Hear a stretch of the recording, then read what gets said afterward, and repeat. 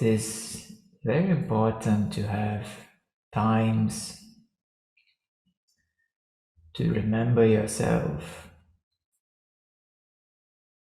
in a higher way, to remember that you are not only this form, that you are not only the mind, or you're not only the human being who is presently here.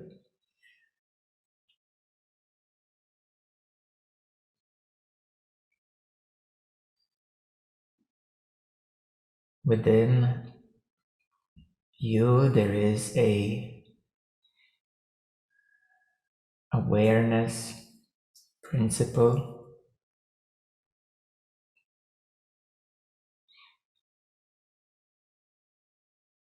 ability to be aware. Within you there is a perceptual principle, ability to see things in certain ways. Within you there is a feeling principle, ability to feel feelings, emotions, and energies. And such a vast multitude of feelings and energies that one can feel.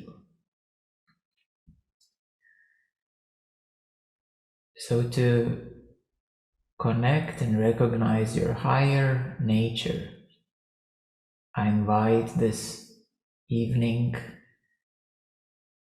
to leave the humanness aside for a while, to leave your life, your personal life, aside for a while.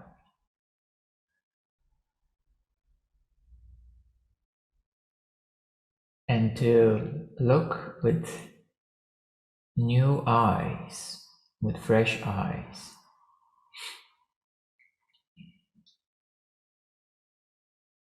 So here now, when we leave the humanness, when we leave the personal life, what is left, what is here, is your presence.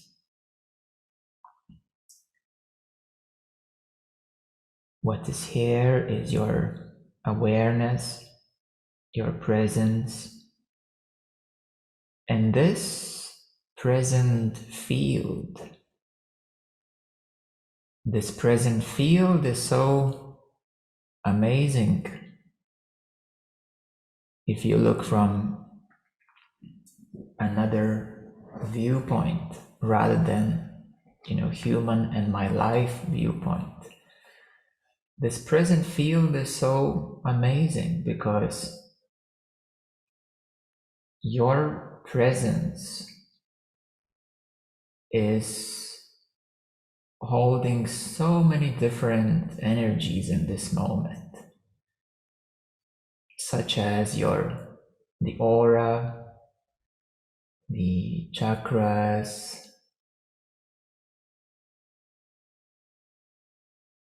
all your energy field, including all your feelings, all your emotions, all together, all of this together. It's quite an amazing complexity and presence. And if you would not know what they mean, what they are, for a moment, if you, for the very first time, have a glimpse at another person's complexity of energy field, you would suddenly understand how much divine creation there is in this energy field. Because if you take a simple rock, it's quite simple. It also has its own presence.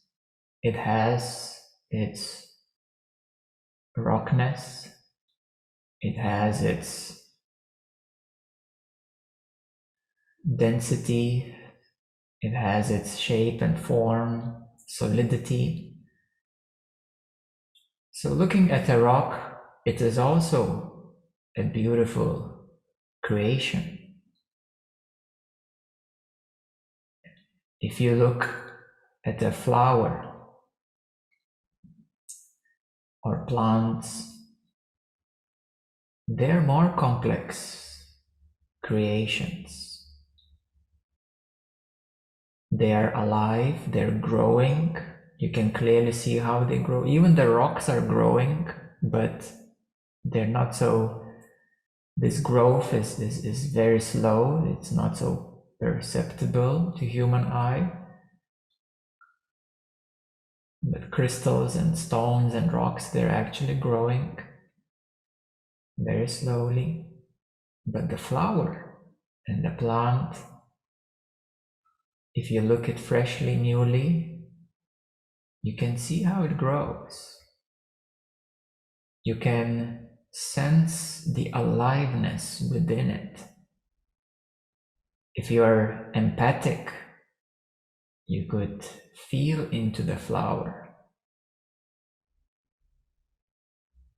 If you look at the energy it emanates light. It is alive. The flower has its own aura. It emanates energy and light from itself.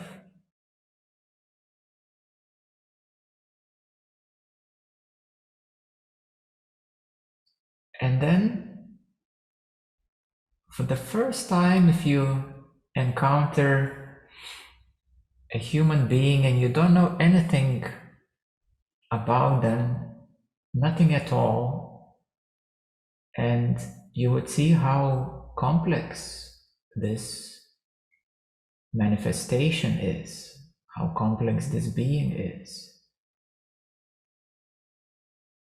Not only this being has gained an evolved form, which is more evolved than any plants or rocks or animals. A human being has evolved, we can say, at the highest evolution of animal and mammal kingdom, and now is able to use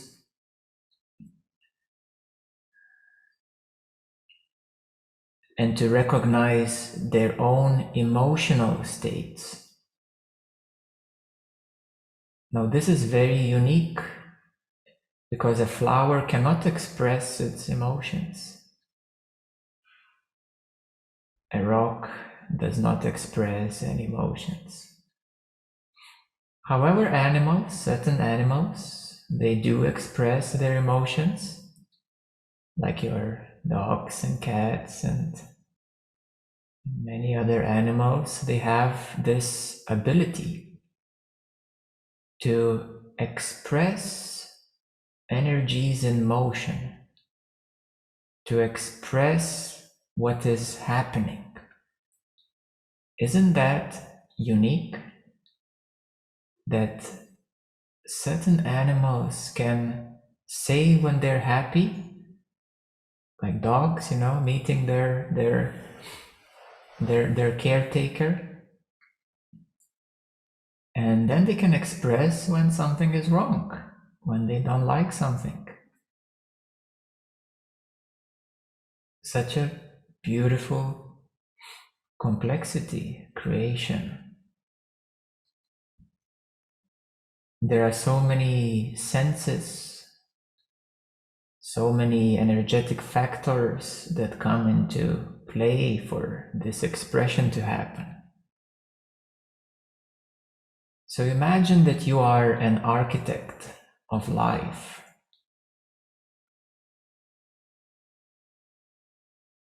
That you are a creator of life. And just like children on the beach, they're making sand castles.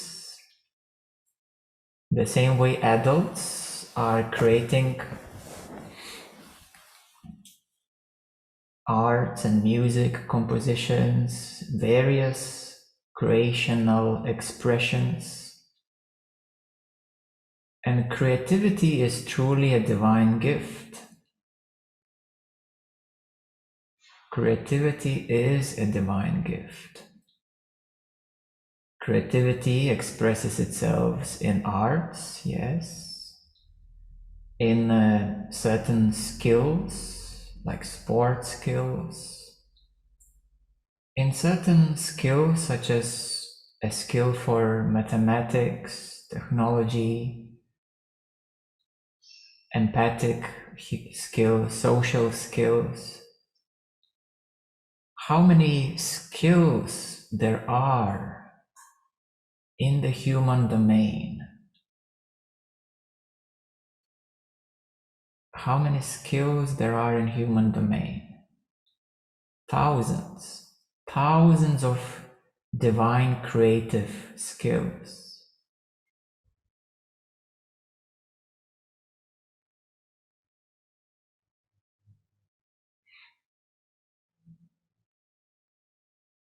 A human being is indeed possessing an ability to be creator of life.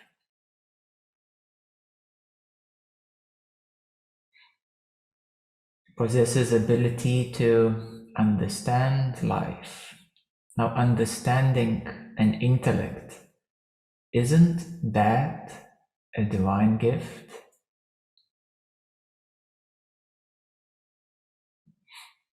Now, animals have certain understanding skills, basic things to know what they should do and should not do. So they develop certain reactions. But humans have a truly elaborate gift of understanding. And thus, humanity has formed many philosophies, many systems of understanding. So that is a big ability in life, in universe, because many lower forms, they do not have this ability to understand. Ability to understand.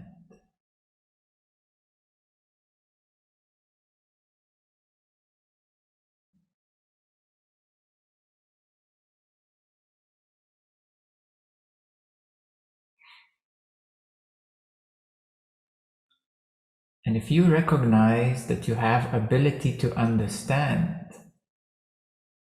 there is a larger presence emanating already through you.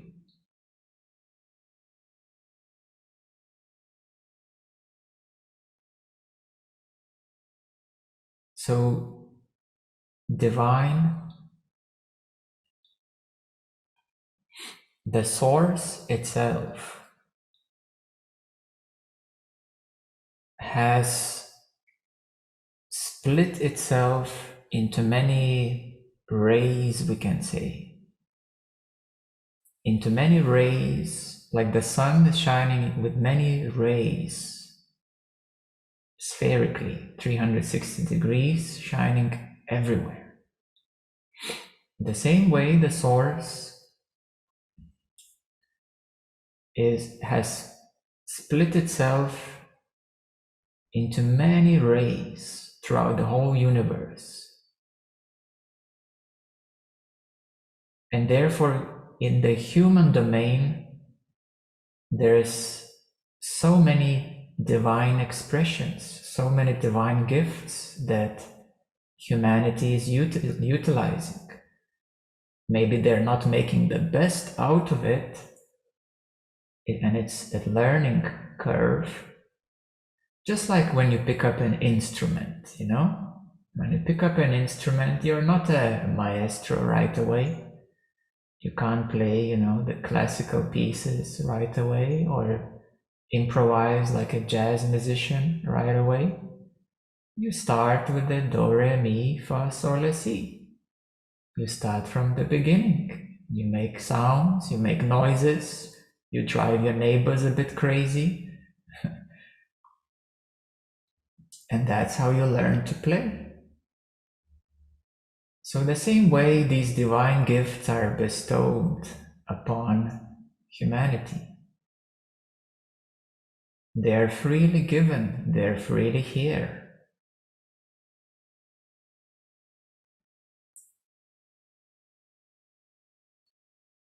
So intellect, ability to understand, feelings, ability to feel, creativity in so many ways, skills, thousands of skills to do anything that you want to do and anything that you imagine. Imagination, how about that? Now, children are the masters of imagination. They can sit down and they can imagine anything possible. For children, everything is real. You know, Santa Claus is real, fairies are real. All of it is real. They don't know what is possible, not possible, because for children, everything is possible. And their imagination is at its peak. And if imagination would be guided in a right way, how to use it in the right way and how to develop mental abilities, then all children would be advanced meditators, creators, would develop so many amazing creative skills, and humanity would flourish. So imagination is a very powerful tool, and adults tend to discard it, tend to suppress it until it's completely forgotten. Daydreaming, children do that a lot, even adults do that a lot, daydreaming.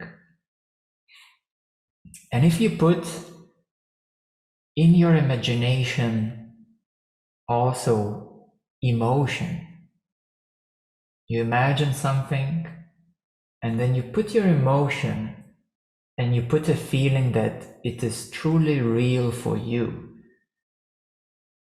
that's where the law of attraction comes in. Because imagination is creation. You imagine something, it's already created in its blueprint. So imagination is a blueprint stage of creation. An architect is imagining the building, and he draws a blueprint. It doesn't mean that the building is already built, and nobody blames the architect why the building is not there yet, because his job is to put it on paper, to draw the designs. So the same way, imagination is a blueprint of creation. And then you put your feelings into this imagination. You make it, you charge it. This imagination, you charge it with your feelings. You can also charge imagination with the life force energy. And if imagination is directed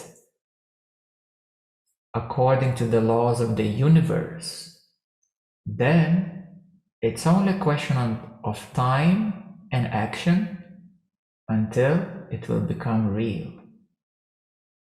It's only if it's coordinated according to the laws of the universe, then imagination will manifest itself into reality with time and action.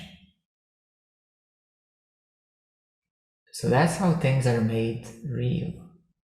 And isn't it how everything we have created here on earth? You know, some thousands of years ago, people were primitive. But then they wanted to live more comfortably. So they thought, what if we put this and this together and make it life more easier? So the whole humanity has been driven by comfort. How to make our lives more comfortable. How to make our lives easier, nicer.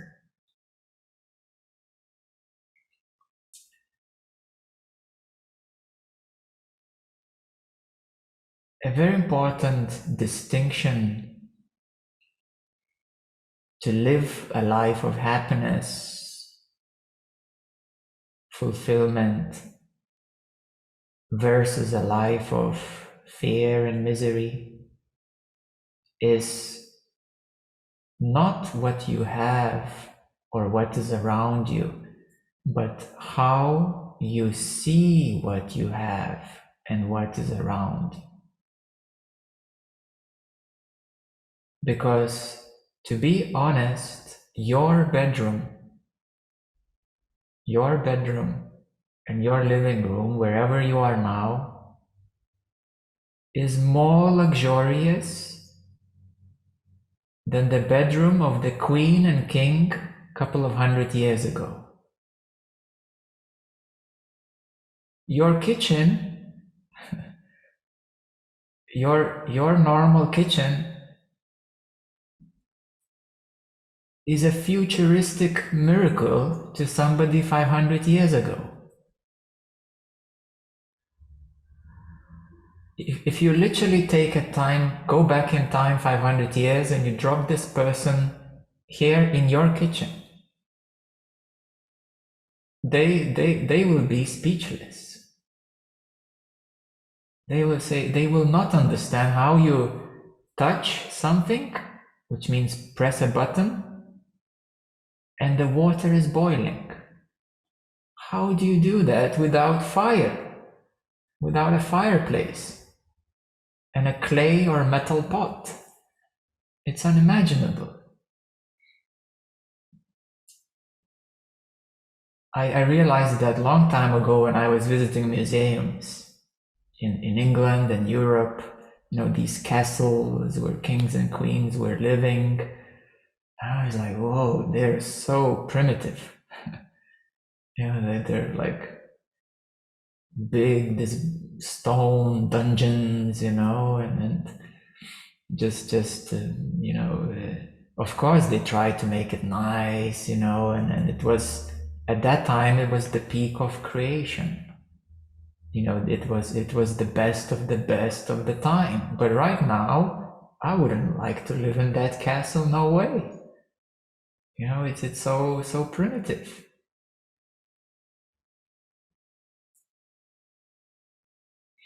So it's not what you have and where you are and what is happening around you. It is how you see things. And that is a whole difference in the whole universe.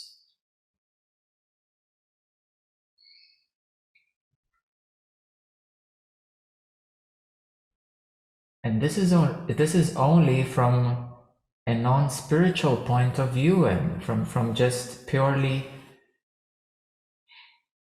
philosophical, logical point of view. But then if you take on higher views of existence,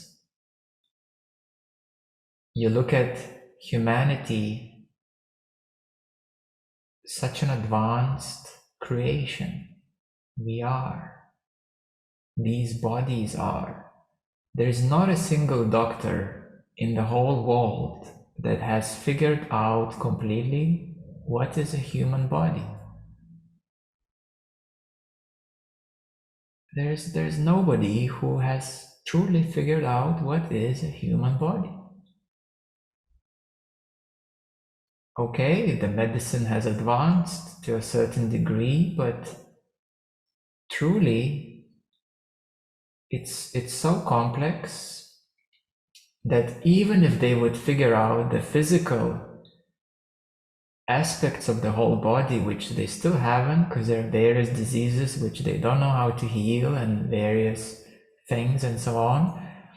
But then there is DNA, and there is higher RNA and higher dimensional DNA structures. And then how about all those meridians where Chinese have done a good work to put it together, and then the aura, and it gets more and more subtler and subtler and subtler, because you are a multidimensional being.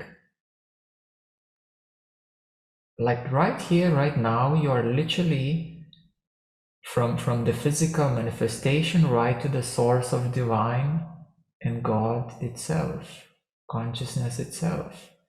You are all of it right now, all of it. So your feelings are not physical. Your thoughts are mysterious waves and objects. If you feel into your heart center, what an amazing place. You can experience love, gratitude, kindness, compassion, beauty, appreciation, devotion. If you just put your focus to your heart.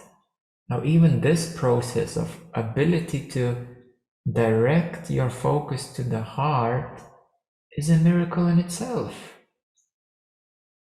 You know, how does that work? It is just amazing. And what is a focus? And what is the heart?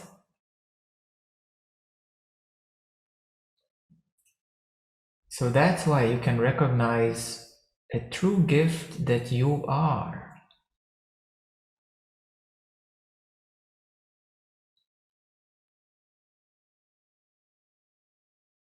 Everything is so beautiful. And even anger or sadness, if we don't label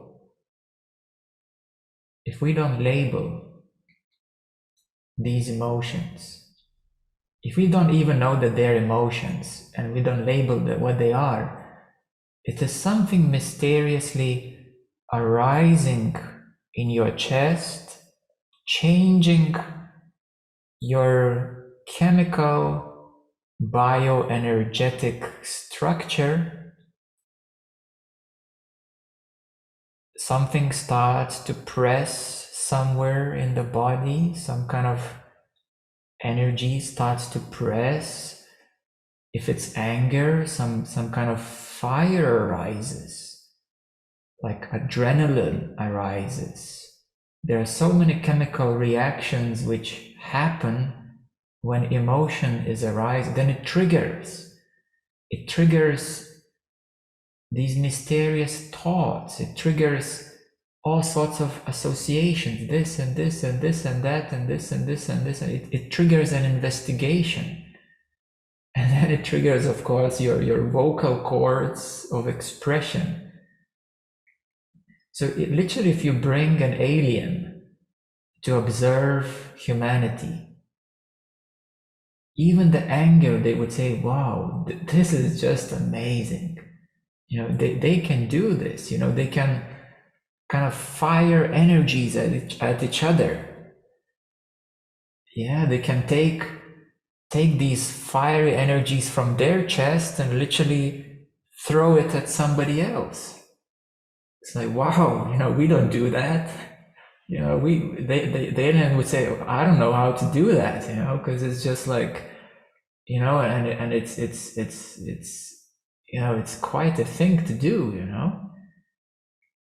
and they're making so many sounds and expressing, humans are so expressive because maybe the aliens, they don't have a mouth, maybe they just communicate telepathically. So they will see that humans are making so many sounds and they are understanding these sounds. They have those sounds have some meaning to them. And then they're constantly exchanging energies. They're exchanging these fiery energies, or they're sitting in a big ball of heavy energy, which is called sadness, like a big ball of heavy energy, and they're sitting for days in it. Like, wow, they can do that. They can sit, with these energies for days. And then when they're happy, their energy suddenly like a light bulb switches and they're like bright, and they get all these other kinds of chemicals in their system, and their facial muscles change, and suddenly like these light bulbs switch on in their heads and minds and hearts, and they feel that they can do anything in the whole universe. And yes, they're right, they can. Yeah, so if we would bring another observation, like let's say alien observing humans, it's wow, it's so amazing.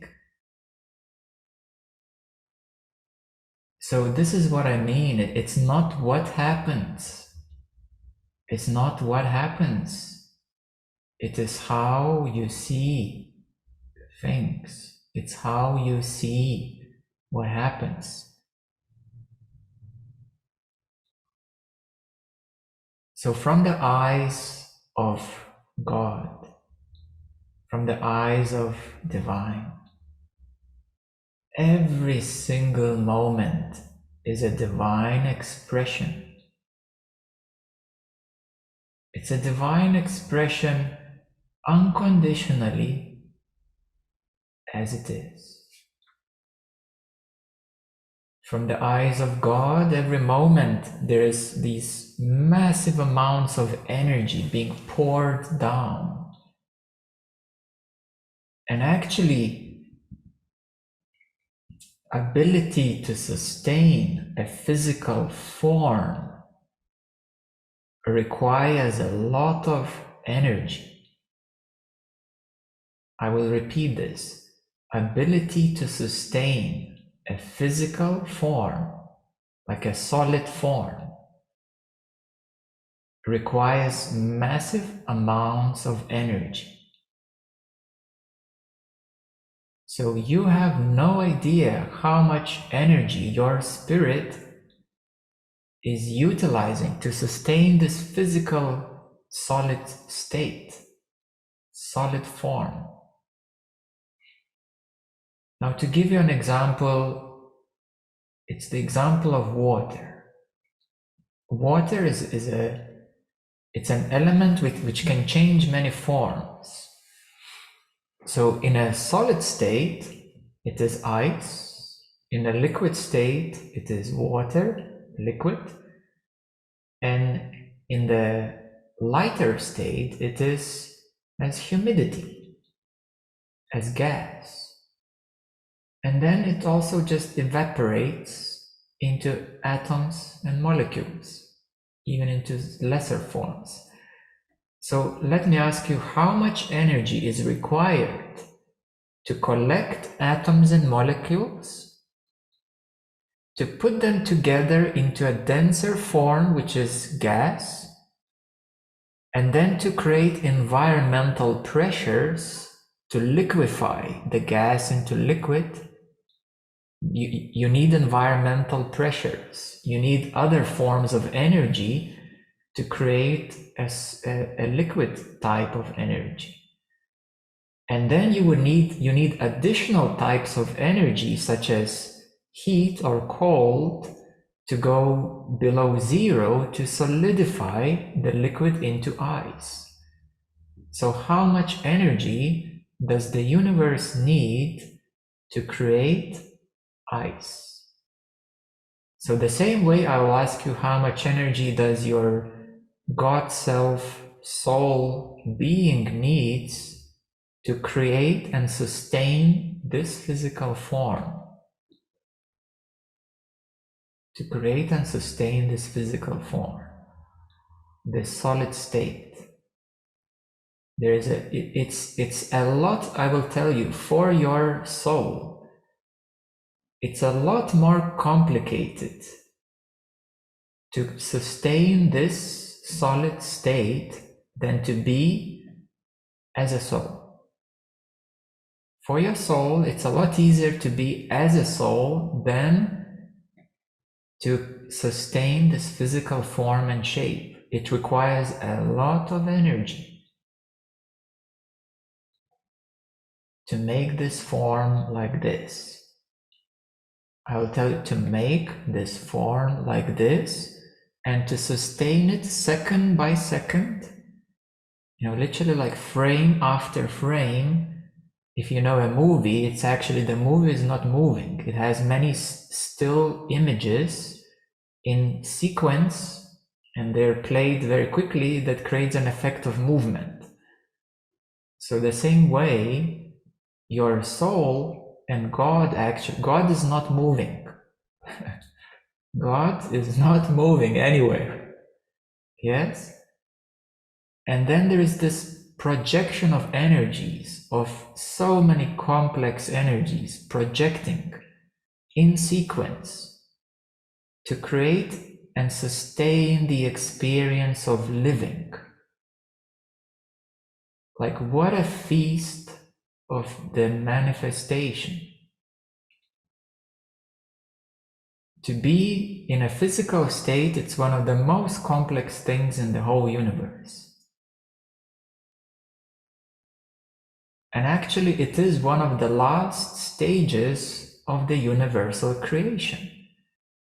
Because the universe was, this before Big Bang, it was just consciousness. And then there was Big Bang, and all these energies exploded. And then they started creating geometrical forms and shapes and putting atoms together, binding the atoms together, making structures, making all these dimensions, 12D, 11D, the highest heaven, the lower heaven, the lower heaven, the lower heaven, the lower heaven, heaven, heaven, heaven, heaven, heaven, and then paradise, which is earth in its lighter form, and then earth, which is, a denser form.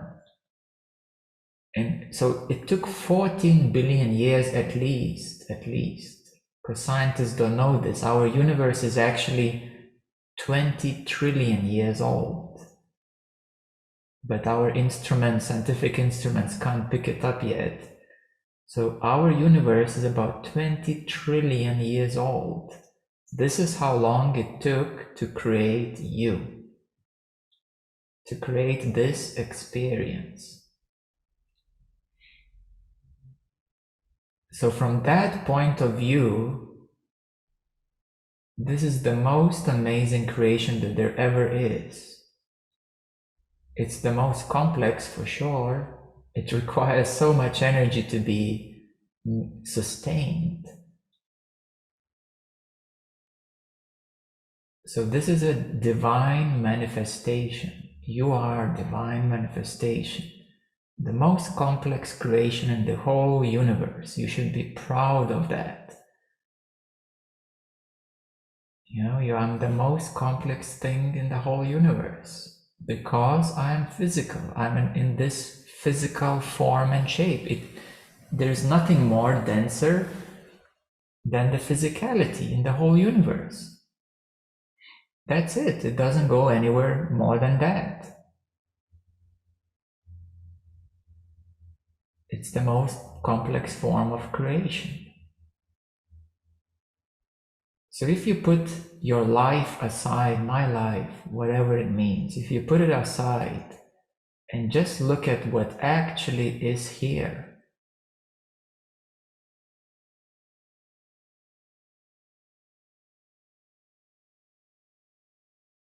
it is truly wondrous, wondrous.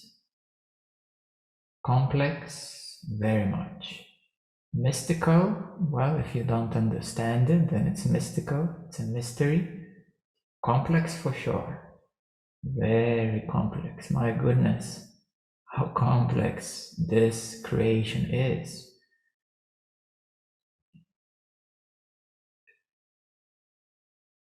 So that's why in the mythology it says, know yourself and you will know gods.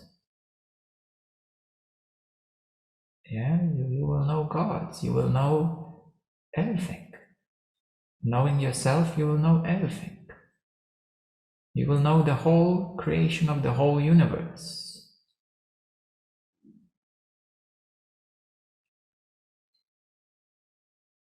So this is the biggest gift. You are the biggest gift.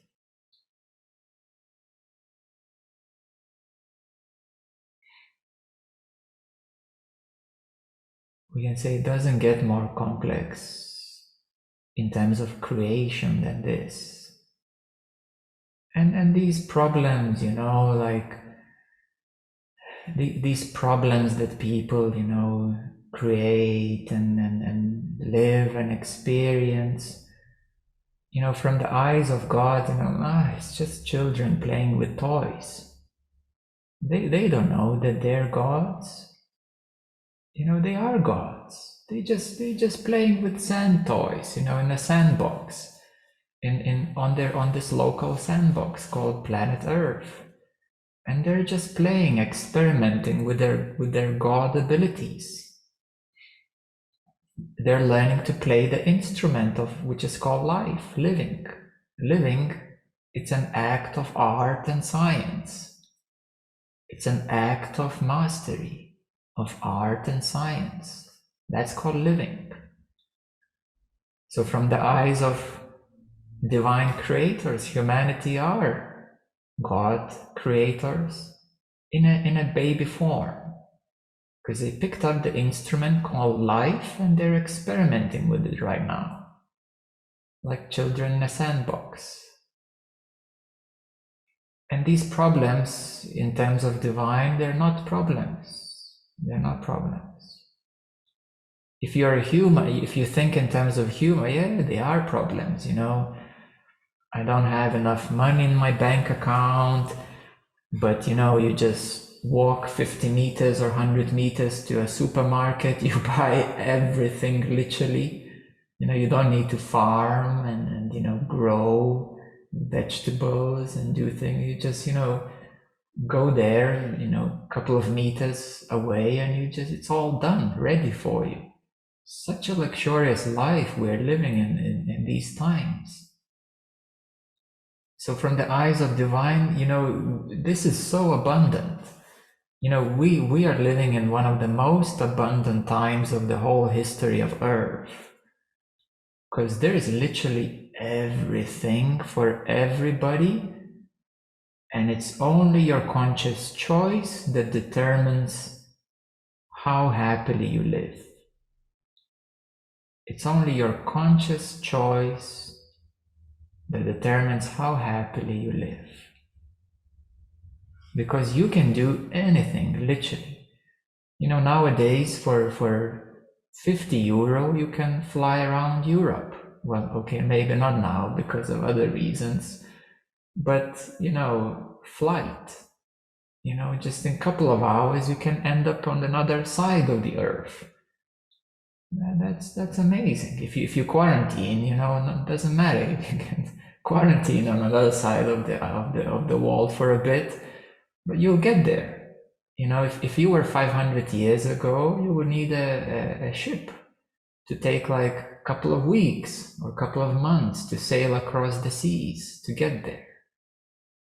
Now you take a flight and quarantine these days.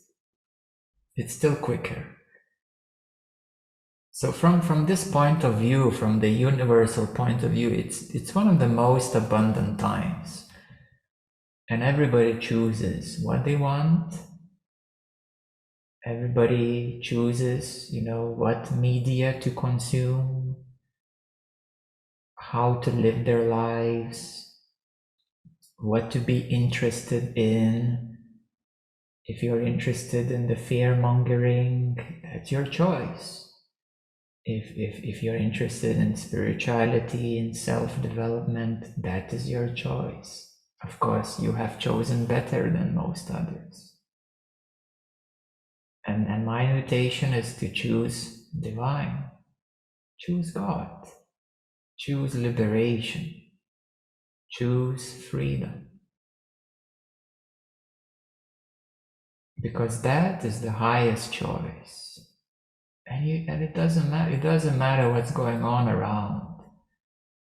It doesn't matter really.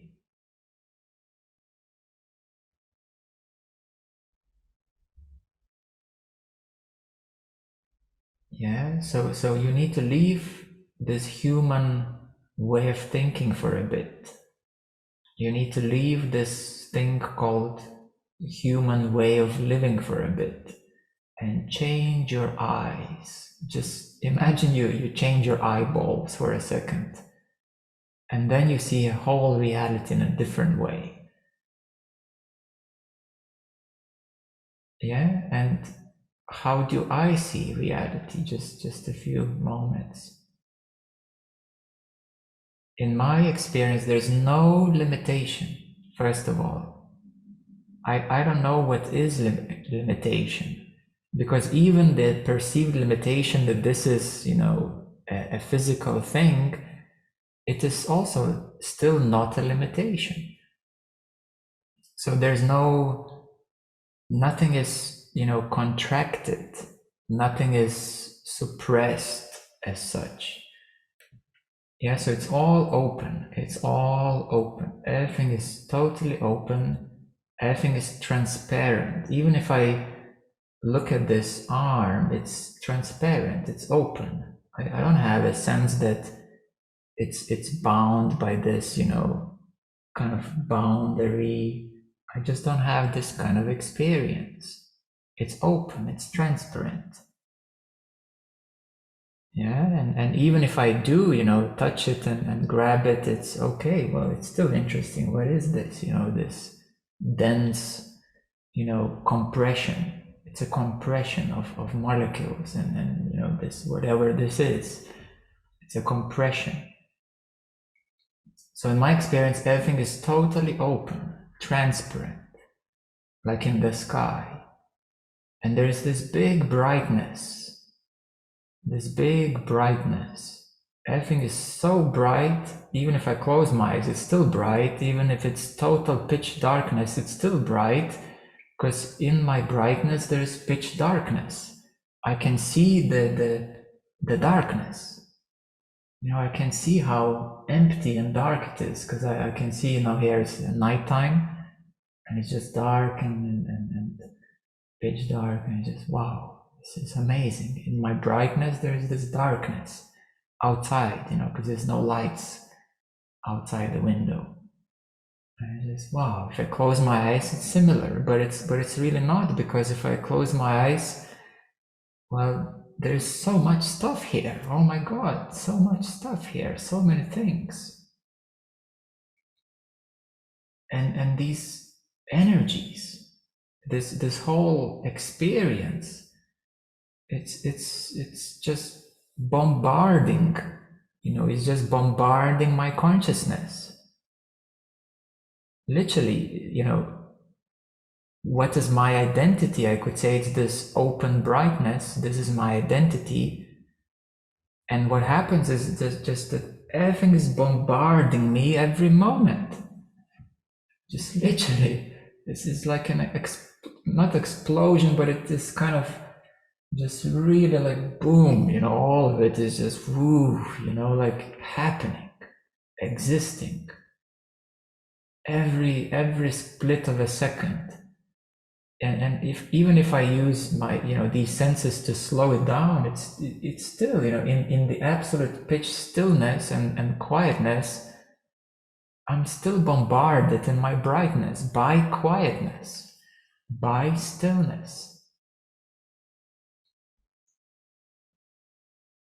So therefore every moment is wondrous, whatever it is. Yeah, so this is my real experience. And then okay, I can play the role, I can go to a grocery shop and play a role of a human being buying the vegetables and doing this and that. I can play a role of comforting someone. Yes, I understand, there are these issues. I can play a role of making somebody happy and this and that. I know how to be human, but I'm not. I'm not limited by being human. Probably I'm much more human than anybody else because I truly know all of it. What is sadness? What is, anger and depression and anxiety and trauma and all these things that going. I know so many things of what's going on in the world, just could speak for hours and days and so on, but everything is in my awareness, to a certain extent, but I'm not that. I'm this brightness in which all of this experience is happening. That's who I am, and that's liberation.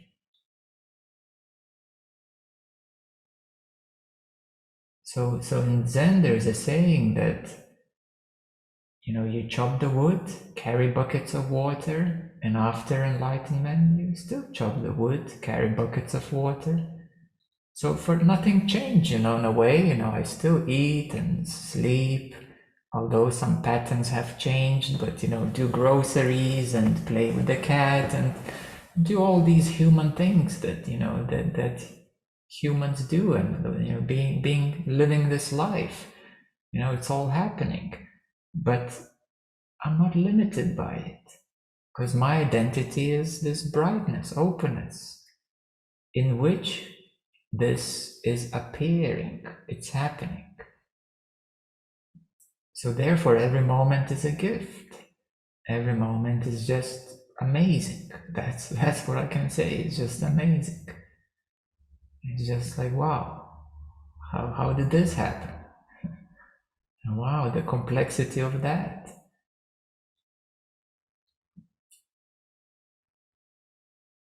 So therefore, it's not about what you have, what's around you. It's about how you see things. And even more so, who you really are. That's the key. That's the key. Most of the Indian saints, I will tell you, most of the Indian saints, they were living under a tree. I know one of the, perfect masters who was living under the tree. Some were sitting, just by the hill and maybe dug a cave and then, maybe started to build a little shack. They didn't care at all about, the quality of life because they had the highest quality of existence. If you think with your Western head, it may, how can somebody live under the tree? Believe me, they have the highest quality of existence.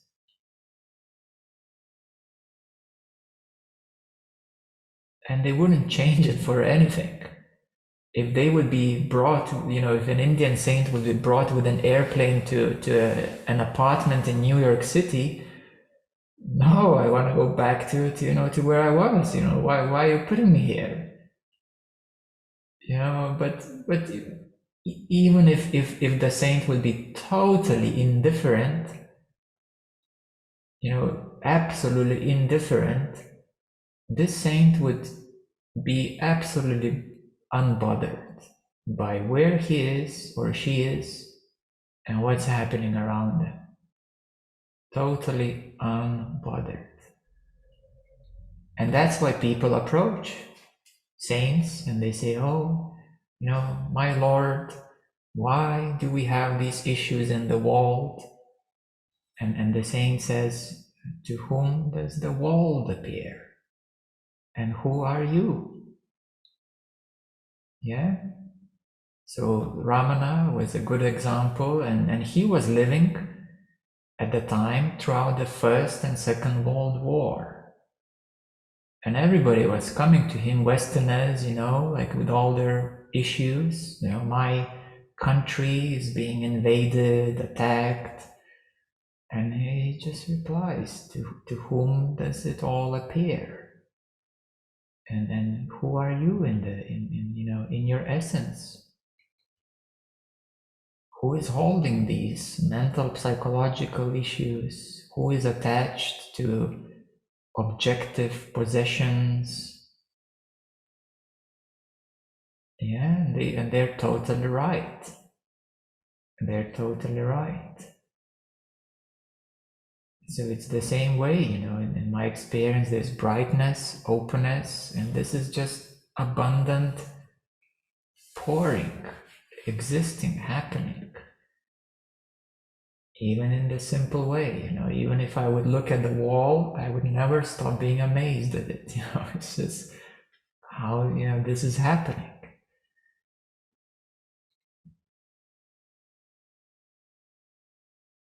Yeah, so what I want to tell you is that I know the problems. I know the problems. But when you know divine, it's so different. It is so different. Everything is absolutely different. And that's where I'm inviting you. That's, these are the examples of all the teachers bringing, that Jesus had a whole, big journey and mission and message. And everybody, all these beings were trying to explain the same thing.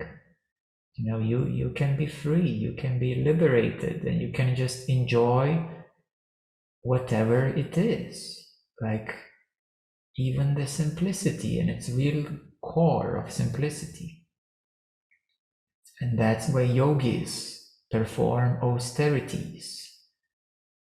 Buddha was eating just 1 grain of rice a day, and all these other austerities that they perform is to really shift their perception of existence, of reality,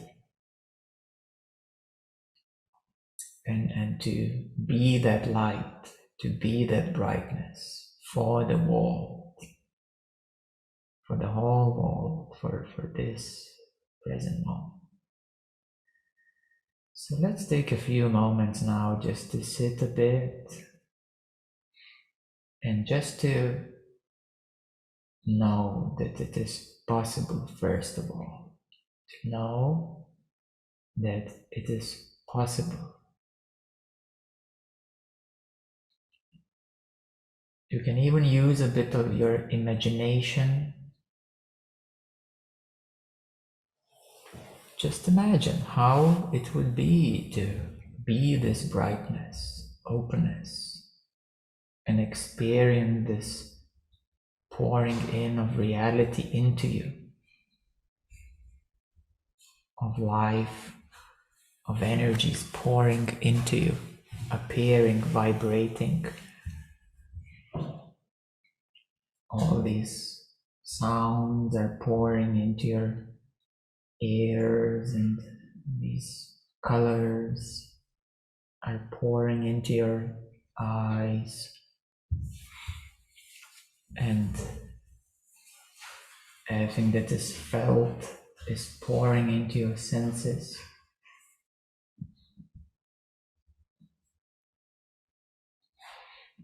And even the perceived discomforts are also pouring into your senses.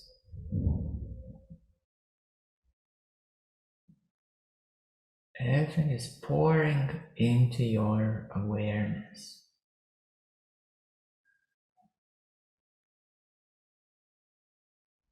Everything presently is pouring into your awareness. Because you are this brightness of awareness. And everything is just pouring into it.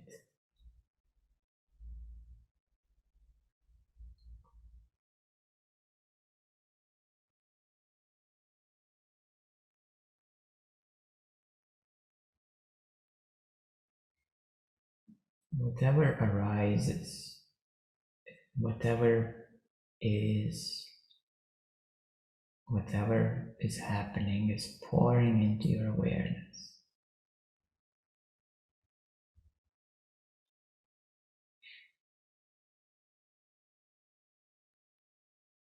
And it is such a complex manifestation of all of it that I advise to stop thinking for a while and analyzing for a while and just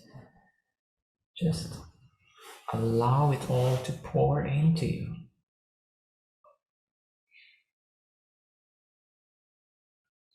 Just for a moment, you can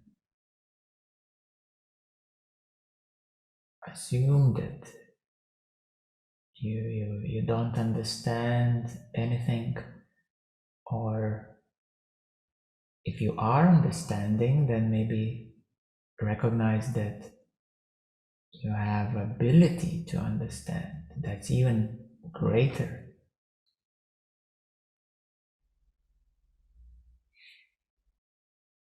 This ability is a gift.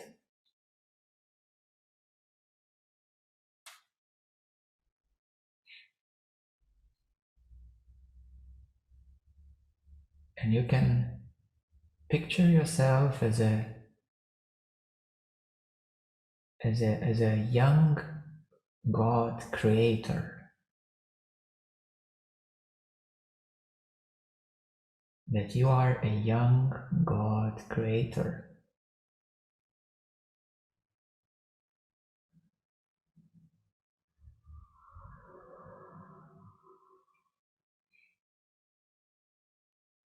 And then you're learning how to play this instrument of life.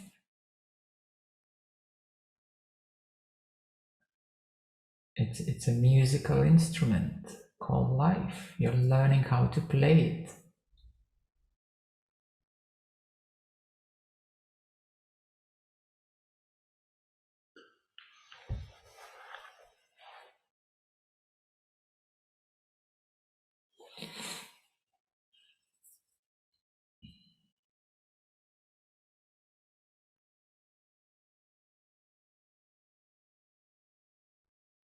So allow yourself to be as a child for a bit. Because everything is possible. Your imagination is your tool, and this life is an instrument that you are learning.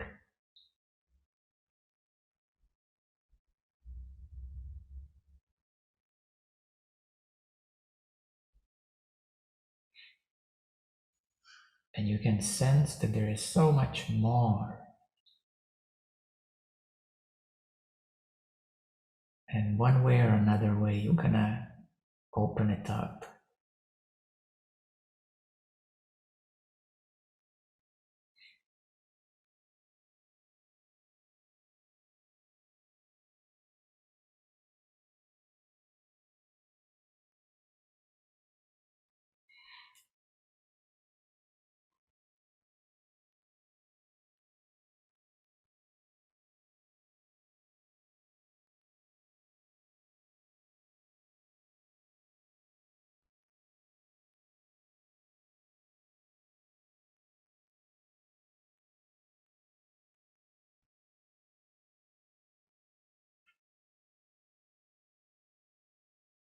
And to have this appreciation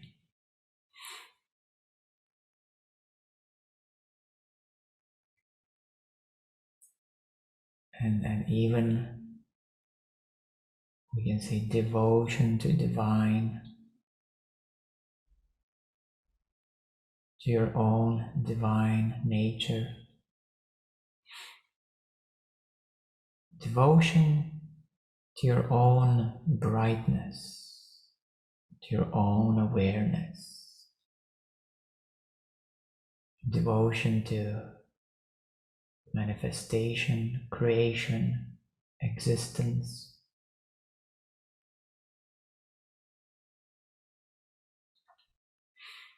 devotion to wisdom,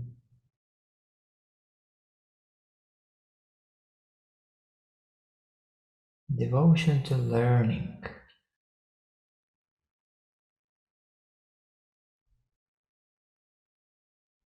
devotion to everything.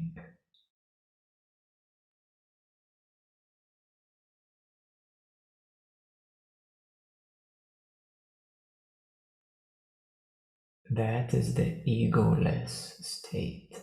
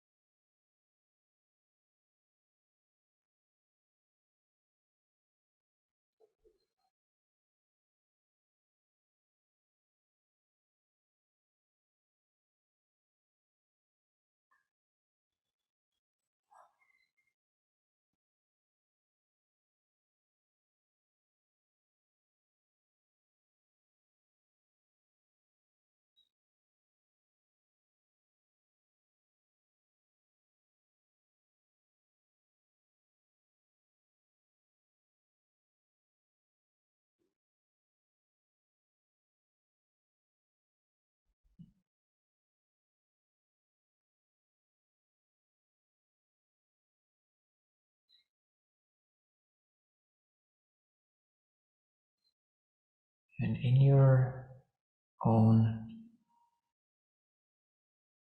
awareness,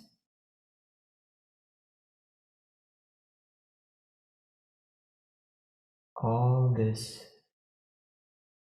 manifestation is pouring in, is manifesting every second, every instant,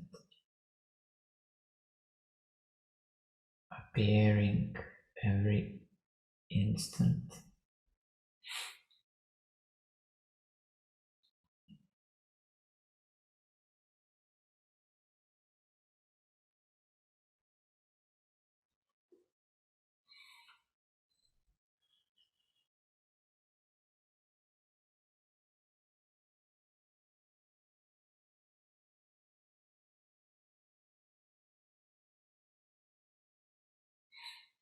And appreciation to every instant,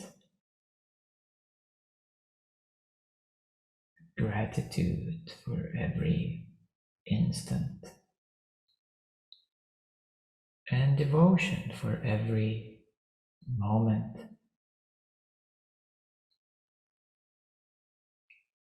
is the egoless way.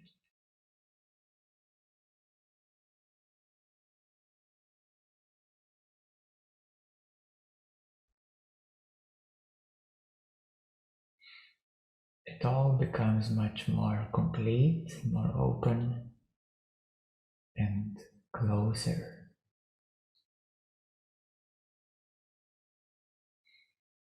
When there is appreciation, gratitude, devotion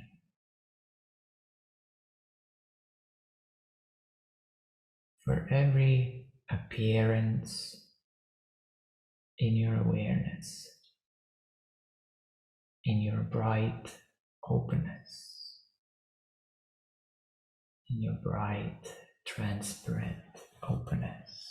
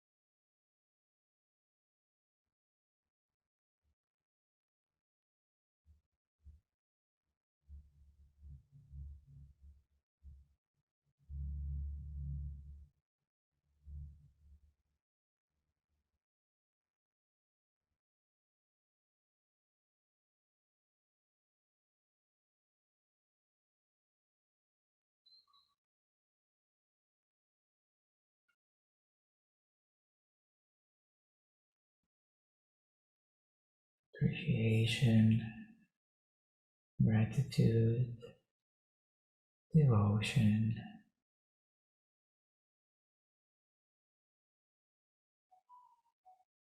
in your awareness, in the brightness, in the openness, transparency.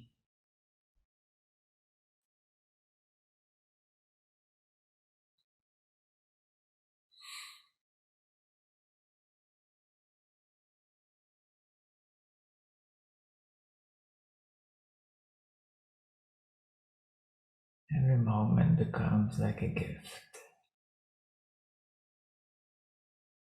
Every moment becomes infused with divine.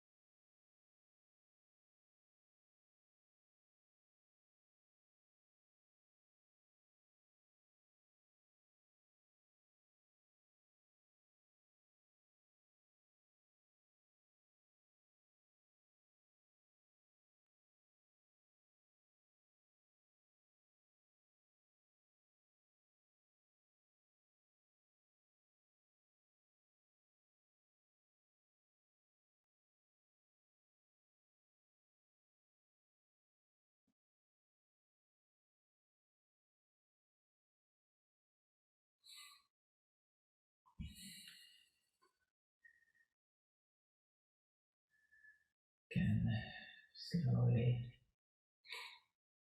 start coming back when you're ready.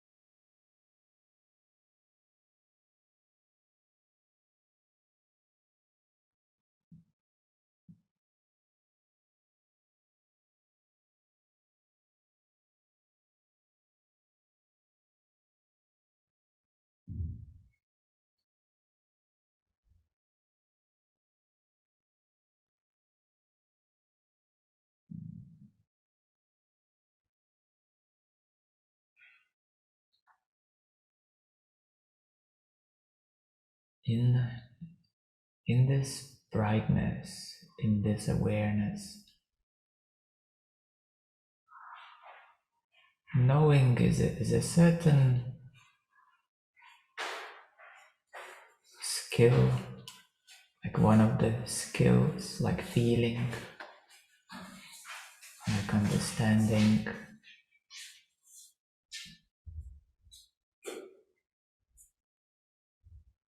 But truly, when I look at it,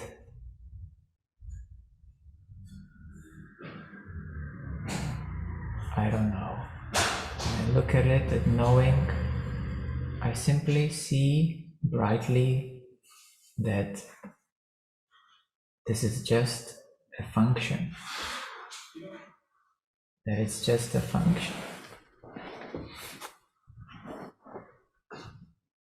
So to me, this brightness, openness is primary. And then these functions that arise, they're always wondrous in the brightness. You can always, in this brightness and clarity, I can see that there is arising explanation, arising, we can say, knowing. And that is called a direct knowing. Because when you know the knowing, then it is a direct knowing. If you're in the knowing only, that is not a direct knowing. So this brightness always directly, now that's where the words are failing, but we can say knows everything, or directly sees everything. Maybe seeing is more correct word. Your awareness always sees everything. It sees the knowing, it sees the understanding, it sees the feeling, it sees all your faculties, all your abilities. And it is through these faculties and abilities that we utilize to have this experience.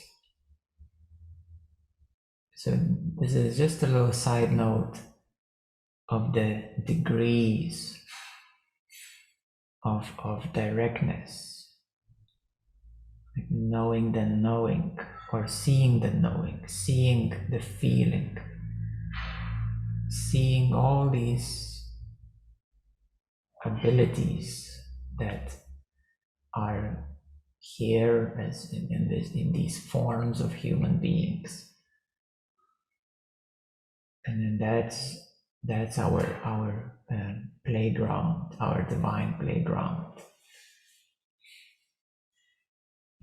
And of course, a beautiful way to return into your completion is devotion, is gratitude, is appreciation, wonder, openness, curiosity, imagination, developing the essential skills of being.